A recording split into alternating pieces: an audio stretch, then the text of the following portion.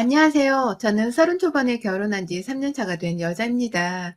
부끄러운 일인지라 속에 꽁꽁 숨겨두고 간직하고서 살려고 했는데 여기저기 동네에서 유튜브 좀 하는 사람들은 여기다 사연을 보내보라고 난리네요. 지들 눈에도 제 눈에도 정상으로 보인 것이 하나 없이 우리가 그냥 넘기기엔 사연이 너무 별났거든요. 저는 한 살 연상의 남편을 만나 결혼을 했고 현재 저희가 결혼 전부터 후까지 살고 있는 동네가 도심과는 먼 곳이에요. 시골 한적한 곳에 자리를 잡은 작은 마을이고 여기서 읍내를 나가려 하더라도 버스를 타고 30분 정도는 세오라 내오라 달려가야 하는 곳이며 자가용이나 대부분 오토바이를 타고서 읍내로 나가 볼일을 보곤 합니다.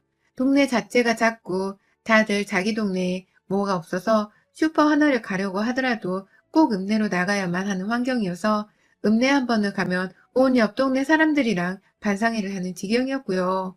여기 지역에 초중고도 한두 개밖에 없는지라 웬만하면 서로 다 아는 선후배 사이였습니다. 인물이 별로고 쥐죽은 듯이 학교를 다닌 인간이라 하더라도 누구 하나 얼굴 기억 못하는 사람이 없을 지경이었고 그 중에 혹여나 시골 바닥에 있을 인물이 아니다 싶을 만큼 강원도 원민만투로 외모가 특출난 사람이 있으면 그 사람은 평생 한 대가 끊어질 때까지 사람들 입에서 오르락내리락 하며 살아야 했습니다. 그만큼 좁은 동네에서 화제거리가 주제는 늘 아는 사람이었고 그 사람을 곱씹던 칭찬을 하던 오마 희노애락을 동네 사람들이 만들어가면서 대화를 이어가곤 했죠. 참, 저도 이 동네에서 한평생을 살고 있긴 했으나 별나디 별난 동네가 바로 우리 동네였습니다. 그런데도 별나다니까 재밌다며 쉽사리 인연을 끊을 수가 없는 것 또한 우리 동네였어요. 그러던 어느 날 저희 남편이 저한테 그러더라고요. 지가 몸이 많이 붙인다고 말입니다. 사실 저희가 아직 결혼한 지 3년 차지만 애가 없기도 했고 그럼에도 이 시골 바닥에서 오락거리라고는 TV 보는 것 말곤 부부끼리 밤이건 낮이건 서로 이불 아래서 가만두지 않는 게 전부였는지라 꽤나 부부관계를 오래도록 해왔거든요.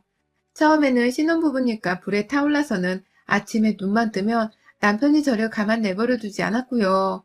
최근 들어서는 이러다 30 중반이 훌쩍 넘어서 첫 애를 겨우 가질려나 싶어서 급한 마음에 애를 만들어 보겠다고 주기적으로 남편과 잠자리를 해왔어요. 근데 이로 인해서 남편이 힘들어도 너무 힘들었나 보더라고요. 잘만 서는 인간이 아니, 나도 좀 동기부여가 있어야 애를 가져보려고 해도 제대로 힘을 팍 줘서 가져볼 거 아니야. 근데 이건 뭐 빈말로 자꾸만 애 가지자고 들이밀고 유혹을 하니 내가 맨날 똑같은 옆에 얼굴에 똑같은 옆에 유혹하는 말을 듣고서 제대로 할 수가 있겠어?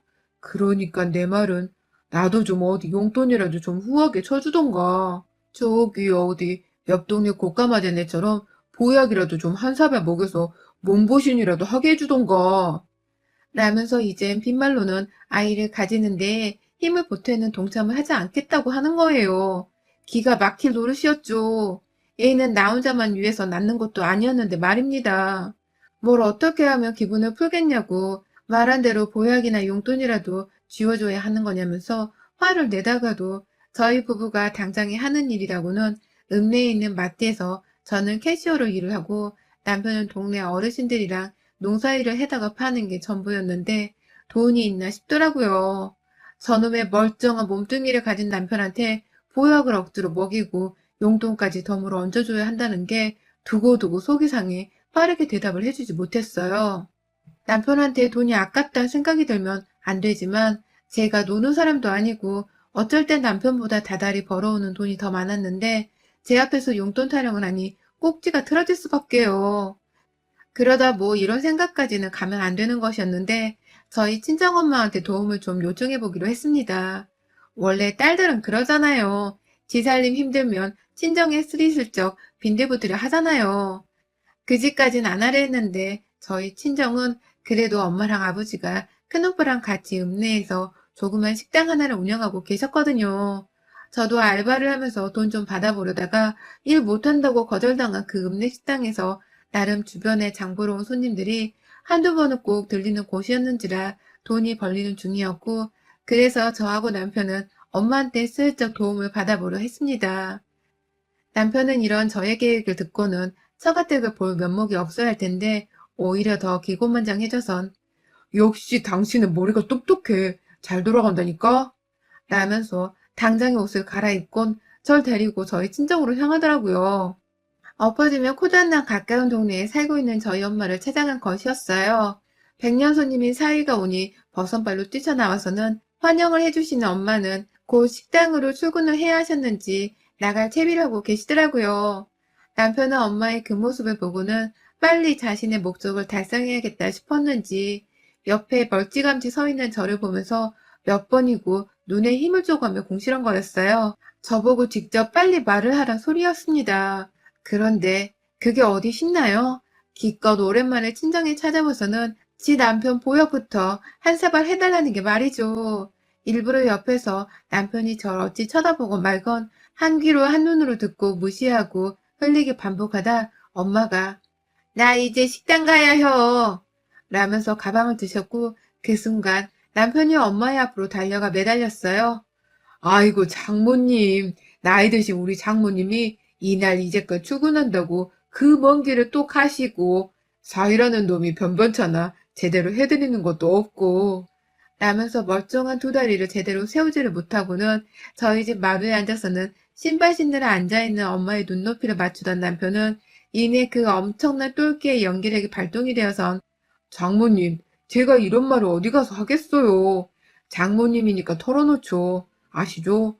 우리 요즘 애 만들라는 거. 근데 그게 참 쉽지가 않네요.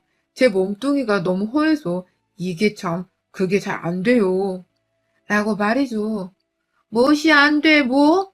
라고 저희 엄마가 못 알아들어서는 재차 물어보자 남편은 당황을 해 저를 한 번 눈치 보다 그거요, 그거. 그게 잘 안 서요. 라고 말을 했고 그러자 저희 엄마는 뭐가 잘 안 서, 뭐? 무엇이 어째? 그게 안 선다고? 그것이?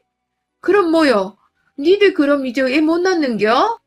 라면서 순식간에 펄쩍 뛰며 내 남편이 고자인 거냐고 내 남편이 그러면 이제 나랑 애를 못 낳는 거냐면서 아까까진 백년손님 대하듯이 세상 사위를 어려워하며 잘만 대하더니 갑자기 눈에 독이 올라서는 제 남편 입에서 뭔 말이 나오는지 보겠다며 눈을 부릅뜨고 남편을 노려보기 시작했습니다.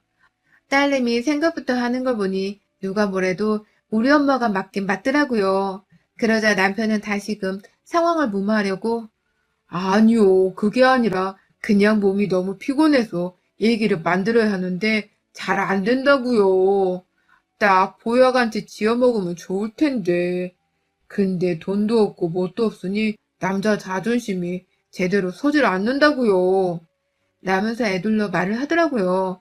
그러자 엄마도 다행이란 듯이 가슴을 쓸어내리셨고 곧이어 우리 사이 자존심이 안 서면 안 되지. 조금만 기다려. 내가 식당 갔다가 아예 보약한채 지어다 올 테니까 갔다 와서 다시 한번 보자고잉.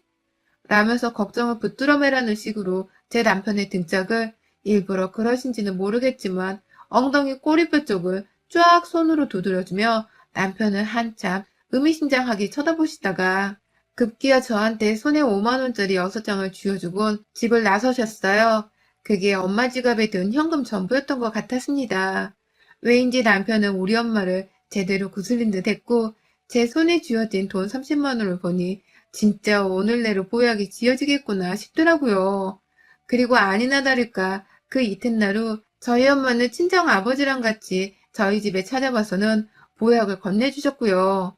저희 집에 와선 아버지가 한참을 집으로 돌아가지도 않으시고선 집안을 둘러보셨어요. 뭔가 할 말이 있으신지 그냥 집만 계속 배회를 하다가 옆에서 엄마가 안절부절을 못하며 빨리 가지 뭘 그러고 돌아다녀 라며 잔소리를 던졌고 그러자 아버지는 아휴, 옆에 내야 좀 가만히 있어. 라고 엄마를 향해 똑같이 짜증을 내시곤 이내 제 남편과 저를 보며 니들 잘 살 수 있을겨. 라는 말을 남기곤 가셨어요. 뭔 뜬금없이 보약을 전해주며 잘 살 수 있을 거란 어울리지도 않는 말을 하시는 건지 이해가 잘 안 가긴 했지만 우리 부부가 지금 아이를 못 가지는 것에 스트레스를 받고 있다고 생각을 하고 계시는 듯 했기 때문에 대수롭지 않게 넘겼습니다. 이제부턴 포약 잘 먹고 남편이 힘내서 우리가 좀 더 으쌰으쌰 해선 임신도 곧 하게 되리라 굳건히 믿었고요. 그렇게 그냥 엄마한테서 공짜로 용돈에 보약까지 받았다는 생각으로 기뻐했는데, 그런데 그날부터 뭔가 동네 분위기가 이상해져만 갔습니다. 더 정확히는 내 남편이 겪은 일들이 너무 이상해져 갔어요. 남편은 농사일을 한다고 했지만 수입이 일정하지 않아서 가끔 시내로 저를 따라 나가서는 쓰잘데기 없는 시간을 보내기도 하고, 오고 가는 아는 사람들 만나서 뭐 일자리 없나 물어보기도 하고 그러고 살았거든요. 한량은 아닌데 일구하는 한량 마냥 저 따라 시내를 자주 갔었어요. 그런데 남편이 하루는 그러더라고요. 자기야, 아까 당신 마트에서 일할 때 내가 그냥 당신 뭐 하나 보려고 그 주변으로 가고 있었는데 정육점집 사장님이 꼬리뼈를 그냥 돈도 안 받고 주더라니까? 그 쪼잔한 양반이 공짜로 그걸. 라면서 냉장고에서 진짜 한가득 들어있는 소 꼬리뼈 비닐봉지를 들고 와 보여주는 겁니다. 그것 때문에 고기 상할까봐 자기 혼자 먼저 집에 왔다는 말을 덧붙이면서요. 그것도 모자라. 이발소를 지나가는데 갑자기 사장님이 날 부르는 거야. 왜 부르나 싶어서 오랜만이다 하며 들어갔더니만 뜬금없이 나를 그냥 의자에 앉히고는 머리도 잘라줬어. 이거 봐. 나 그냥 공짜로 머리 잘랐어. 라면서 지 머리를 쓱 만지더라고요. 그러니까 하루 동안은 정육점 사장님은 꼬리뼈를 공짜로 줬고 이발소 사장은 머리를 공짜로 잘라줬다고 하고, 이게 도대체 뭔 일인가 싶어서 저도 웃기더라고요. 단체로 우리 남편한테 빚을 진 사람 마냥 아부를 떠는 것도 아닌데 말이죠. 그런데 웃긴 건 거기서 끝이 아니었다는 겁니다. 저희 남편은 학창시절 공부를 좀 못해서 하필지 초중고등학교 친구들 사이에서 불리우는 별명이 민대가리였어요. 뭐 성인 민씨인데 세대가리랑 섞어서는 민대가리라며 불리게 된 거였고, 너무 오래된 별명인지라 남편도 그렇고 저도 그렇고 심지어 저희 시부모님의 친정까지도 그 별명을 기분 나빠하기보단 그냥 듣기 좋은 친구들의 애칭으로 여기며 살아왔는데요. 글쎄 민대가리라고 부르던 남편의 친구 셋을 시내에서 남편이랑 같이 장 보고서 오토바이를 타고 집에 가려다가 딱 마주쳤는데, 저마다 친구들은 무슨 장례식장에서 영정사진을 보듯이 표정이 어두워져서는 서로 누가 먼저 말을 꺼낼지 눈치를 보다가 급기야 대표로 나선 친구 하나가 너 우리랑 술 한잔 해야지. 내가 술 살 테니까 약속을 잡어. 우리랑 술도 안 마시고 너 뭐하고 사는 게 요즘. 힘든 거 있음 우리한테 솔직하게 털어도 놓고. 뭐 힘든 게 많겠지만 잘 견뎌내고. 라면서 저희 남편을 걱정만 해주는 것처럼 말을 하더니 옆에서 다른 친구 하나가 술을 먹으면 안 되는 거 아니야? 안 좋을 텐데. 라며 걱정을 했고, 그러자 이내 세 친구들은 모두 다 고개를 끄덕이면서 그래, 술은 안 돼. 라며 맞장구를 치다가 저희 남편 어깨를 한 번씩 토닥이고 가던 길을 갔어요.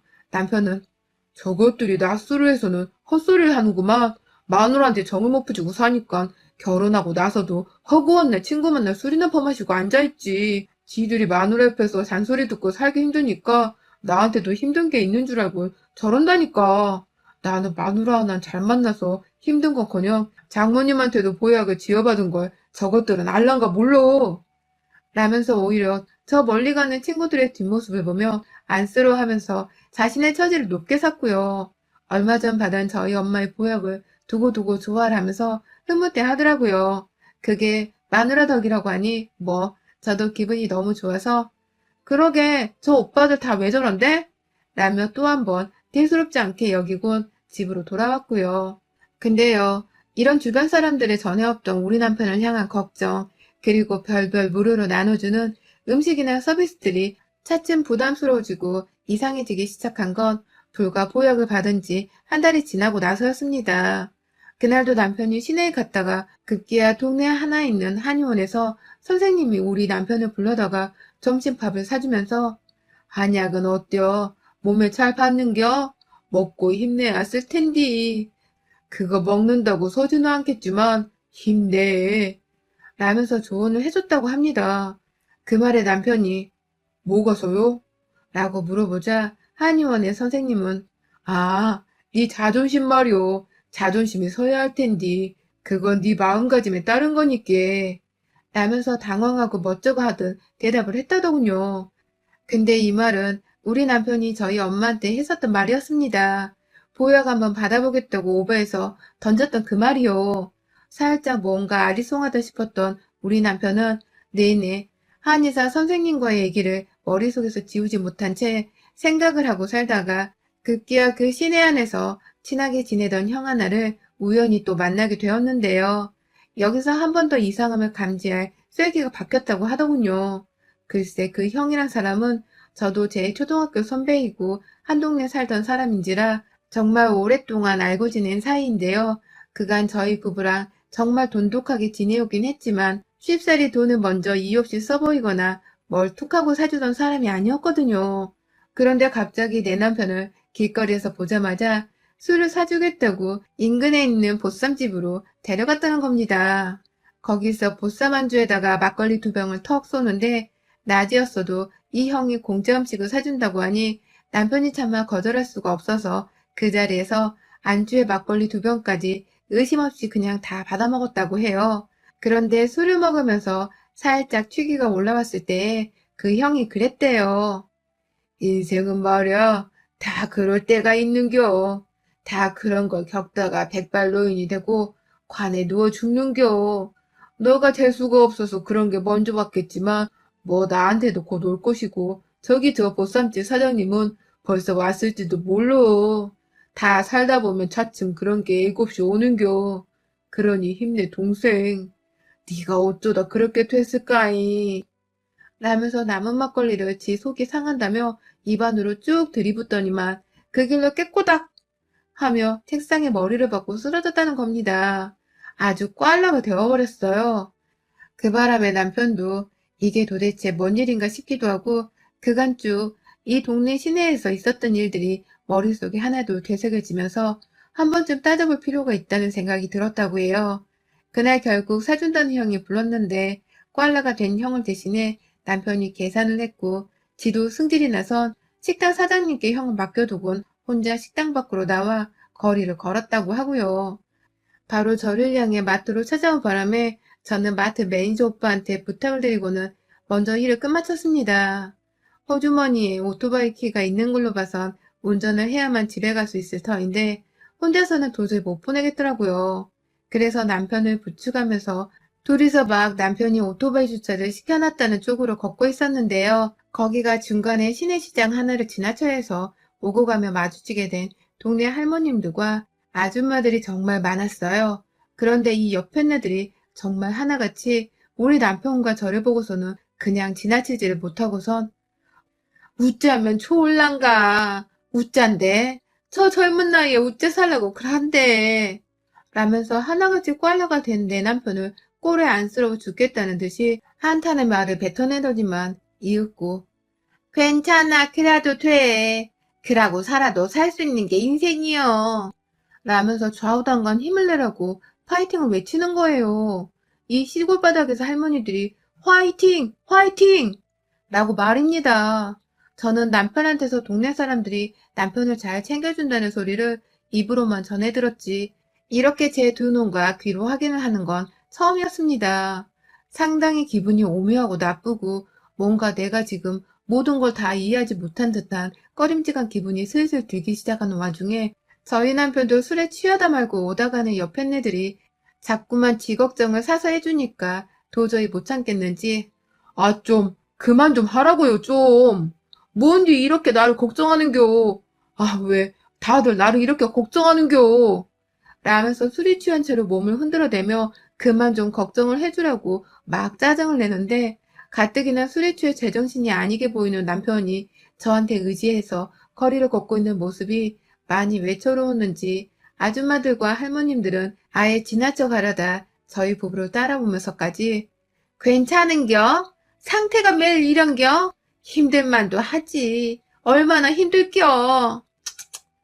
라면서 혀끝을 차는 소리까지 내기 시작하셨어요.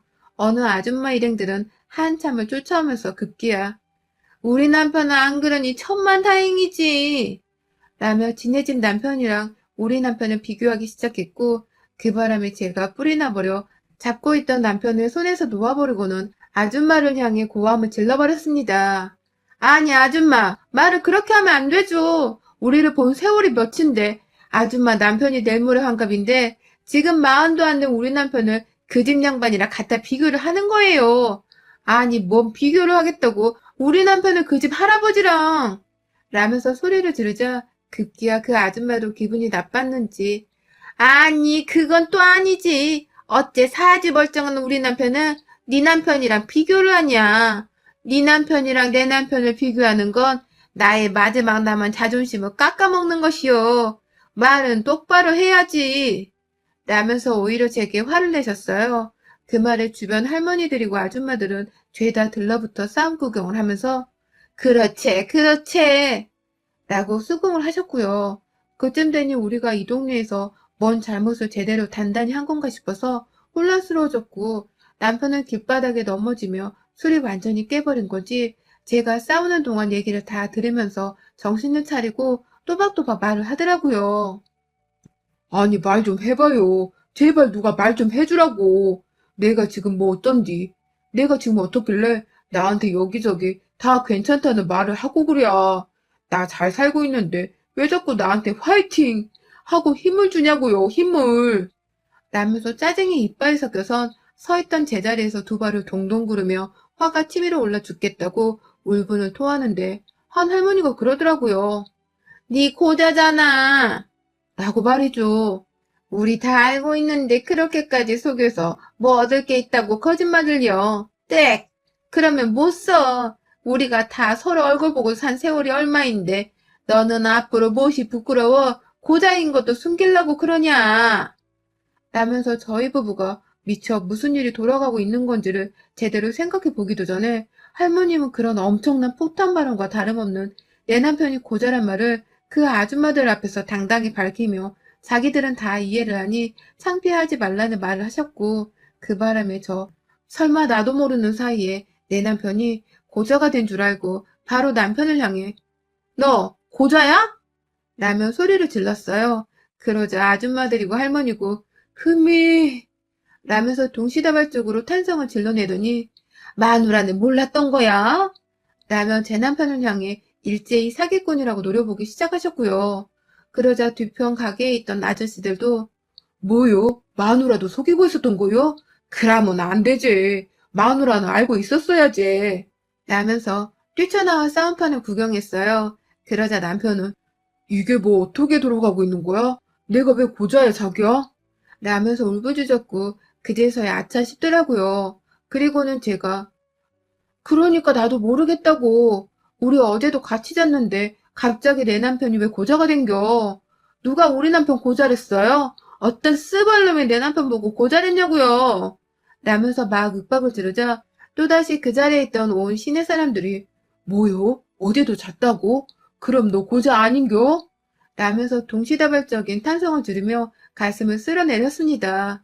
네, 이제 보니 동네 사람들은 저희가 보약을 받은 지난 한 달 동안 저희 남편이 고자라서 거기가 안 서는 남자라며 자기들끼리 쑥덕쑥덕 거리면서 뒷말을 주고받고 살았더라고요. 무려 한 달 동안 온 동네 사람들이 내 남편의 이름을 들먹이면서 고자라는 헛소리를 전하고 다닌 바람에 정작 우리 부부를 제외한 모든 사람들이 우리 남편이 고자라는 헛소문을 믿어왔었고 결국 이 수치스러운 소문은 동네 사람들을 넘어 정말 길가의 개새끼도 알 정도로 모르는 사람 하나 없이 파다하게 퍼져 나갔습니다. 재미없는 시골바닥에서 사람들이 뭐 하나 물고 뜯을 거리 하나를 지대로 문 꼴이었습니다. 남편은 결국 이 소문의 진위를 파악해 경찰에 신고를 하든 서울 가서 고소를 할 거라고 막 난리를 피워댔고 그러자 아줌마들이 입방정이 실수했다며 사실대로 털어놓더라고요. 범인은 저희 엄마였다고 말이죠. 그러니까 내막을 더 살펴보고 나니 저희 엄마는 애초에 저희 남편 보약을 지어주겠다고 시내에 왔던 그날부터 내 남편이 고자였기 때문에 보약을 지어먹고 싶어 했던 것이라고 남편의 말을 제대로 혼자 오해를 해서는 만나는 사람들마다 앞에 앉혀놓곤 우리 사이가 있잖아. 내가 참 이런 말을 해야 할지는 모르겠지만 글쎄 고자라네. 잘 안 쓴다고 하더라고. 나한테까지 찾아와 보약한 채 쥐어달라 부탁을 하는데 내가 거절을 할 수가 있었어야지. 뭘 해주면 좋을까? 무엇을 해줘야을까? 라면서 물어보고 다녔고, 급기야 한약방에서 같이 기다리던 아줌마들한테도, 밖에 나와 식당에서 만나는 자기 손님들한테도, 그리고 급기야 저희 시부모님과 옆집에 사는 시아버지 친동생네한테도 그 말을 전한 바람에 한동안 시어머니는 자기 아들이 고절한 소리가 수치스러워 시내를 거의 잠적하다시피 모습을 드러내지 않고 계셨고, 결국 이 소문이 퍼지다 못해 온 동네 사람들의 걱정거리가 되어버리게 되면서 술취해 제 손에 기대어 걸어가던 남편을 보고 안쓰러웠던 나머지 온 아줌마 아저씨들이 나서서 제 남편한테 용기를 주려고 했더라고요. 뭐 그러다가 결국 저희 부부가 고자가 아니란 사실이 드러나게 되었고, 아줌마 아저씨들은 민망스럽던 나머지 아고 아닌겨? 아이고 난 또 우리 고을에 고자가 나타난 줄 알고 깜짝 놀랐네. 라며 오히려 큰 소리로 호탕하게 웃어 넘기려고 진땀을 빼셨습니다. 이 모든 사실을 알게 된 저는 그간 그래서 내 남편이 공짜로 속꼬리찜도 얻어오고 머리카락도 잘랐던 거구나 하면서 이해를 하게 되었고, 또 오다 가다 저를 보면 그냥 지나치지 못하고서 꼭 손에 든 농작물 하나라도 쥐어주려 했던 온 동네 사람들의 의중을 알아차리게 되었네요. 그제서야 안 남편 또한 나는 고자가 아니에요. 아니라고요. 라면서 시내 한복판에서 지나가는 차 안의 사람들도 다 들으라는 큰 소리로 자신의 결백 같은 진실을 주장했고, 그렇게 저희 부부는 그날 시내에서 남편의 고자가 아니라는 신고식 같은 것을 지대로 치르고는 힘이 다 빠져 집으로 돌아왔네요. 이제 저희 부부한테 공짜로 고기 넘겨주고 이발해주는 사장님들은 안 계시고, 오히려 이발소 사장님은 저번에 머리 잘라준 거 외상값 갚으라고 저희 남편한테 돈을 달라 했다네요. 참, 우리 엄마도 너무하시지. 어째 사위 고자인 걸 부끄러운지 모르고 사실 파악도 안 된 상태에서 여기저기 떠벌리고 다녔나 몰라요. 그냥 이렇게 된 거 차라리 비밀로 한 채 좀 더 공짜로 많이 얻어먹다가 고자가 아니란 사실을 밝힐 거 그랬나 싶어서 아쉽기도 하네요. 그래도 다시 한번 이 자리를 빌어 동네 주민들한테 말해보려 합니다. 우리 남편 고자 아니에요. 여러분의 생각은 댓글로 남겨주세요. 오늘도 시청해주셔서 정말 감사합니다.